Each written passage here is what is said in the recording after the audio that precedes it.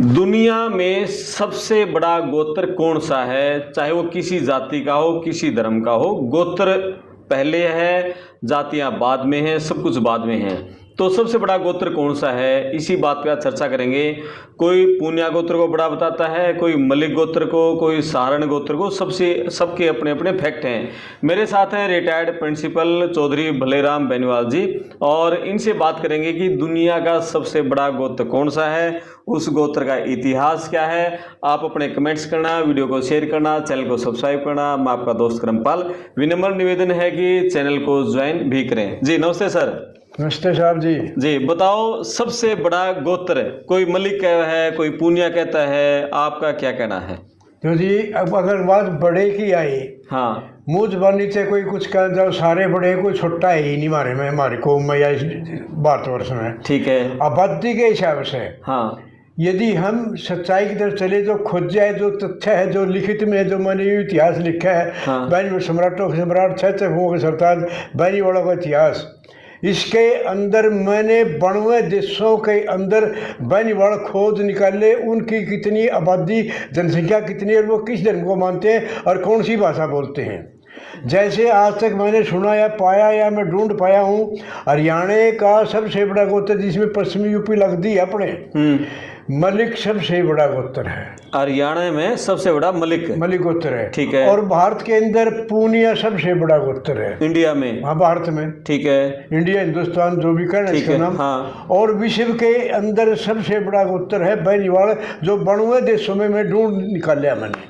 ठीक है, ओके। मतलब हरियाणा का मलिक, इंडिया का पूनिया, और पूरी दुनिया का बेनीवाल। हाँ जी। ठीक है। क्या फैक्ट है, क्या तथ्य है, कैसे है, किन किन देशों में है ये बेनीवाल गोत्र? शुरुआत कहाँ से हुई थी बेनीवाल गोत्र की? शुरुआत, हाँ, आदरणीय गिल साहब, जब सृष्टि चली, के भी उस प्रकरण में लंबा तो मैं नहीं जाऊंगा। हाँ। लेकिन सतयुग की बात करता हूं मैं। सतयुग के अंदर जब सृष्टि चली, ये सृष्टि शिव और कार्तिकेय और गणेश जी के उसमें आते, सारे उसके आगे की बातें सारी हैं। इस वर्तमान सृष्टि में पहले 4 वेद लिखे गए, अग्नि, वायु, आदित्य, अंगिरा के द्वारा। नाम उनके कर्म ऐसे ही है, मैं बता दूं, कोई दिक्कत नहीं है। और 5वें नंबर पर उस जमाने के विद्वानों ने लिखा था शिव स्रोत, उनके गुण धर्म के आधार पर, जिसमें शिव महाराज के 1,8 नाम है, जिसमें 489वां जो नाम उनका जट बलि है। और उसके बाद 6ठे नंबर पर लिखा था देव संहिता, जिसके अंदर अध्याय 2 श्लोक नंबर 102 के अंदर माँ पार्वती शिव से पूछते हैं, ए जगत पिता, यू जट जाट बला के है, करता है कौन है, किसकी संतान ने कई चीज है यू।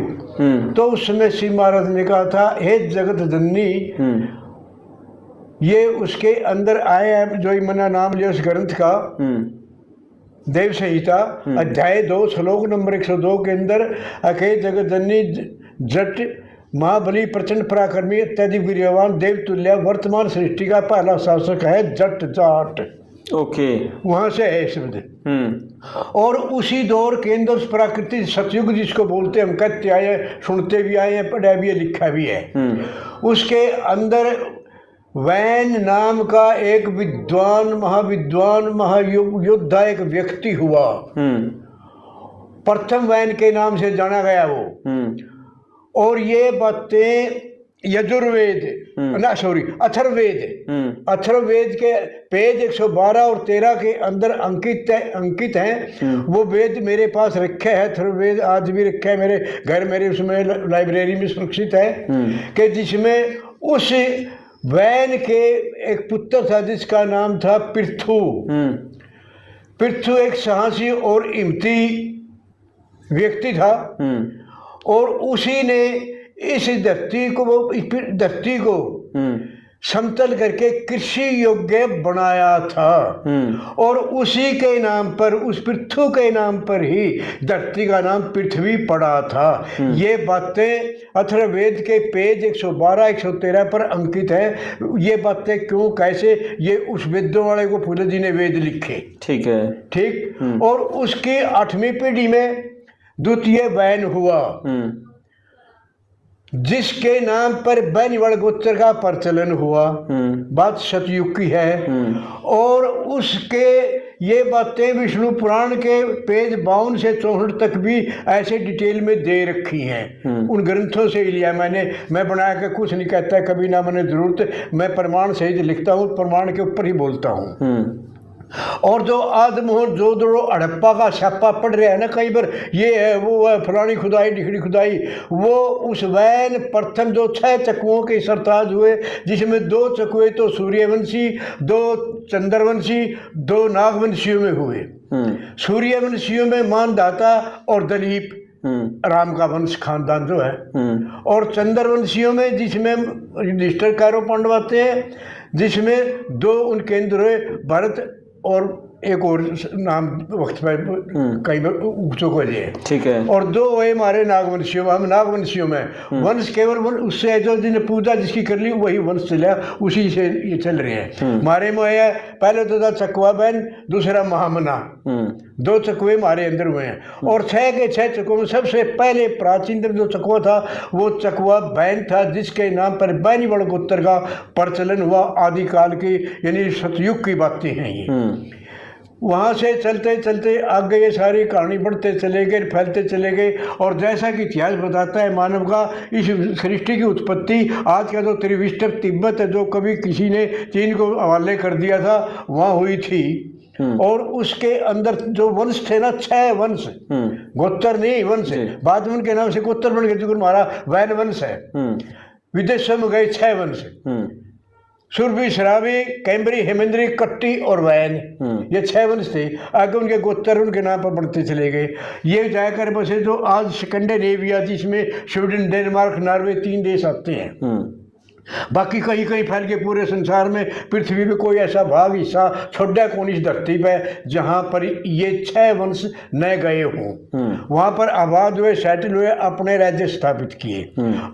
और आज भी जो वंश गए थे उनमें जो स्कैंडिनेविया में जो गए थे, जहाँ के नाम पर एक प्रांत का नाम आज भी जाटलैंड है, डेनमार्क है, उन गोत्रों के बीच में बैनीवाल शब्द जो गोत्र ये भी था, गिल गोत्र भी था, जिसने आज मलिक है। उस जमाने में कुछ उनके गोत्र और थे, वो भाई भी वहीं थे और गिल भी वहीं थे। और दूसरे ये क्या नाम लिया करें, ये सिख ज़्यादा है, विर्क भी वहीं थे, और काकरान, ये ऐसे ऐसे गोत्र सारे ही वहाँ पर आबाद थे। और जब वो बैनीवाल वहाँ से चल के डेनमार्क से वहाँ पर उनके नाम पर आज भी पूरा इतिहास है, लिखा पड़ा है, वो मान चुके हैं। वो देश कितने के हैं जिनके अंदर वो जाटों के जाटलैंड नाम का प्रदेश है। इंग्लैंड में जब वो आए उनको डेनमार्क से डेन भी लिखा गया। और इंग्लैंड के अंदर बैनीवालों ने 787 ईस्वी से लेकर 1070 ईस्वी तक राज्य किया बैनीवालों ने। ओके, वो प्रमाण है, वो इंग्लैंड के इतिहास से जुटाई एक ग्रंथ है। कहीं जुटा हो तो 2 सजा मेरा भाई जगह मैं लेने के लिए तैयार हूँ, उसमें कोई दिक्कत ना नहीं हो। अच्छा, एक चीज़ तो मैं शुरू में क्वेश्चन पूछना था, उम्र कितनी होगी आपकी?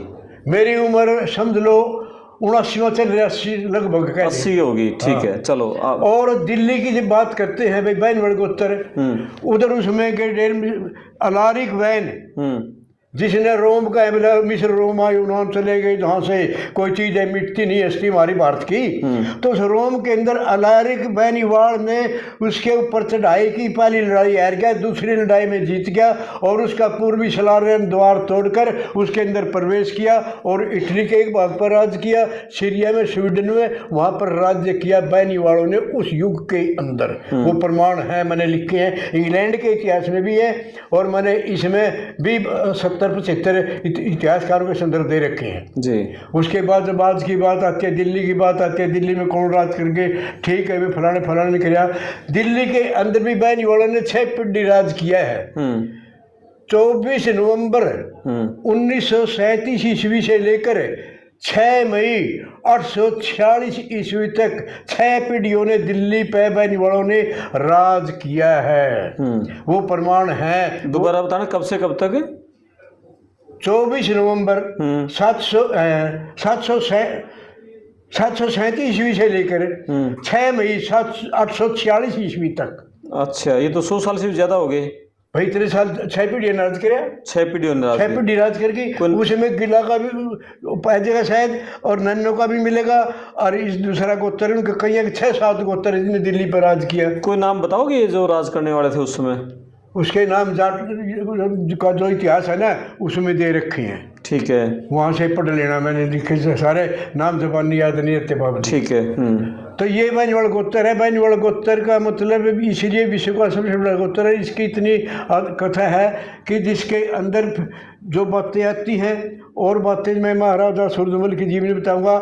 उसके अंदर एक वंश आवे, यदु वंश, विष्णु पुराण अध्याय 4 अंश 2-3 के अंदर भी यदु वंश जट्टो का वंश था। ये सारे उधर से ही चले आ रहे हैं। कुछ नामों के नाम पर गोत्र चले हैं, जैसे वैन है, बैनीवाल है, दही भद्र से दैया है, पौन भद्र से पुनिया है, नरहरी से नहरा है, और कुछ स्थानों से जैसे सिनसनी बस गया सिनसनवार, अरिश में बस गया सिसोद में सिसोदिया, पहाड़िया में बस गया पहाड़िया, फलाने इस तरह के स्थानों पर नाम है। जुकर और कुंदस पहाड़ के आसपास थे, वो कुंडू कहलाए। वही तो भारत के प्रांत थे जी। आज उस भारतवर्ष के जो महाभारत काल में था उसके आज कम से कम 40-41 टुकड़े हो चुके हैं। ये कहानियां हैं दोस्तों इसके गोत्र के बारे में। तो बैनीवाल गोत्र विश्व का सबसे बड़ा गोत्र है, और इतने इनके राज्य रहे, इतनी समान रहे, और मैं किसी के बारे में ज़्यादा क्या कहूँ, अपने बारे में कह दिया, बता दिया। ये बैनीवाल गोत्र की मानता, और इन देशों में, बड़ों देशों में ये किताब में अंकित है। ठीक है। इंडिया में सबसे ज़्यादा बैनीवाल गोत्र के लोग कहाँ हैं? राजस्थान, हरियाणा और यूपी। राजस्थान, हरियाणा और उत्तर प्रदेश। उत्तर प्रदेश। ठीक है। तो बैनीवाल गोत्र का आपने शुरुआत की राजा वैन से बताया आपने? हाँ, शुरुआत आदिकाल से, आदिकाल से हुई थी। तो हरियाणा में अभी वर्तमान काल के बात करा, हरियाणा, राजस्थान और उत्तर प्रदेश, यहाँ बैनीवाल समाज से बड़े नेता, बड़े समाज सेवी, बड़े संत कौन कौन हुए हैं? कुछ नाम बताओ। बैनीवालों के देखो जी, तो उस जोने चकवा बैन लिया। हाँ। और हमारे आज वर्तमान के अंदर देखा जाए नेता के रूप में हमारे जो इलाहाबाद से विधायक है भाई भरत सिंह बैनीवाल, पहले भी कांग्रेस में विधायक थे, आज भी विधायक है। उनके बेटे ने अभी भी वो गोल्ड मेडल जीता है, वो उसमें तीरंदाजी में एक से एक आगे बढ़ रहे, कोई दिक्कत नहीं है। इतिहासकार भी हैं, शिक्षक भी हैं, सारे हैं, चल ही रहे हैं, और ज़्यादा तो मैं इकट्ठे कर नहीं पाया। अच्छा, ठीक है। राजस्थान में कोई बैनीवाल, हनुमान बैनीवाल है, वो भी एक बड़ा नेता। हनुमान बैनीवाल हमारा अपना अजीज, हमारा भाई है। वो बॉक्सर है जो विजेंद्र, वो भी हमारा, उनके सबसे मुलाकात उसके सबसे मिल चुके हैं। हम भी कभी 1796 में राजस्थान में लगभग 500 साल तक हम रहे हैं। महाभारत काल में हमारे 70-80 गांव दिल्ली के अंदर थे, जिसको खांडव प्रस्थ कहते थे, जो अर्जुन ने, पांडवों ने इसको फिर इंद्रप्रस्थ बनाया। वो राजधानी कभी हमारी ही थी। ठीक है। और इधर उत्तर प्रदेश में बैनीवाल गोत्र किस इलाके में? पश्चिम यूपी में? पश्चिमी यूपी में जो जमुना का लगता एरिया है। अच्छा। इसमें मिल जाते हैं कई गांव हैं। ठीक है। गिने तो मैंने है नहीं। इस्लाम में भी है। अच्छा, ठीक है। वो इसी किताब में बताया ना मैंने, जो बनो देश में। हाँ, सभी धर्मों में है बैनीवाल। हाँ। अच्छा, हाँ, ये बताओ भाई, जाट जाति के अलावा और दूसरी कौन सी जाति और कौन कौन से धर्म में बैनीवाल गोत्र है? देखो जी, इसके कई कारणों हैं। एक तो मान ले कोई गांव में मलिक का ले ले, बैनड़ का ले ले, या मान का ले ले, तो उस गांव की जो छोटी मोटी जातियां हैं ना, वो अपने नाम कहेगा ओ एक गोत बताओ बैठ जाके। मैंने नोट किया जो हमारा बड़ा गांव जट्टा बहुत बड़ा है, उस गांव में वो मन्नो का गांव है। पहले तो कुछ भी मन्नो गांव है, कई जाति मैंने नोट कराया कि उन्हें बैर का माना, एक मोटी बात है कि उसके नाम से पहचान हो जाएगी। इसीलिए एक तो कारण वह भी, और दूसरी जाति में गोत पड़ा। ठीक है। जो हमारे राजस्थान के अंदर है, जिसमें ओड भी लिख दिए, वो भी कभी मारे थे, अजीज थे, शिष्य थे, सेवक थे, उनने भी दक्कत ले लिया। शहसिया ने भी ले लिया, और उसके कड़ी और जाति में किसी और जाति ने भी ले रखे हुआ। उन्हें वह पढ़े थे कि इतिहास में किसी को लिखा था, हमने माना कि मजहब जाट है इंसान की, इसके दम पर कायम शान है इंसान की, रंगे कौमियत मगर बदल सकता नहीं, खूने अब्बाई रगे तन से निकल सकता नहीं। क्या बात है, 80 साल की उम्र में भी इतना जोश आपके अंदर। उसमें ये बात आती है, उसका अर्थ साफ सा मोटा ये है भी, हमने माना कि धर्म आदमी का मान, दीन, ईमान है, कोई धर्म हो चाहे किसी के मानने वाला हो, आदमी का धर्म बदल सकता है, आदमी की जाति बदल सकती है, लेकिन उसकी नसों रगों के अंदर जिस कुलवंश का रक्त बह रहा है वो नहीं बदलता। बिल्कुल। गर्म खून तो गर्म में रहेगा, आवाज नीची वाला नीची में बोलेगा, ऊंची वाला ऊंची में बोलेगा, चाहे कल नगड़ कट दस काज कर दो, कोई समस्या कोई दिक्कत नहीं है, ये तो गुण है। ठीक है, चलो ये तो जाति की बात ही रही। और धर्म फिर एक चीज और बताना चाहूंगा आपको मैं यहाँ, जैसे आम कहावत है नहीं बोला, 7 अजूबे इस दुनिया में 8वीं अपनी जोड़ी, यह गाना कई बार सुना होगा। बिल्कुल। तो उन 8 अजूबों में 2 अजूबों में एक तो नुकराबानी वालों का जुब्बा, 660 ईस्वी पूर्व बेबीलोनिया आज का इराक, नंजर बैनी वाला वहाँ का राजा था, 4 पीढ़ी राज कराया वहाँ उन्होंने, 4-5। उसकी पटरानी का नाम था अमेथिया। अमेथिया ने ये कहा था उस सम्राट को, हे सम्राट, अगर आपको मुझसे प्रेम है तो इस तरह का कोई चीज बना दे जिसको झूलता उद्यान कहते हैं। तो 660 ईस्वी पूर्व वो बेबीलोनिया का झूलता उद्यान बैनी वाला राजा नंजर बैनी वाला का बनवाया हुआ है जी। दूसरा, चीन की दीवार भी आपने सुनी होगी, 7 अजूबे में आती है वो भी।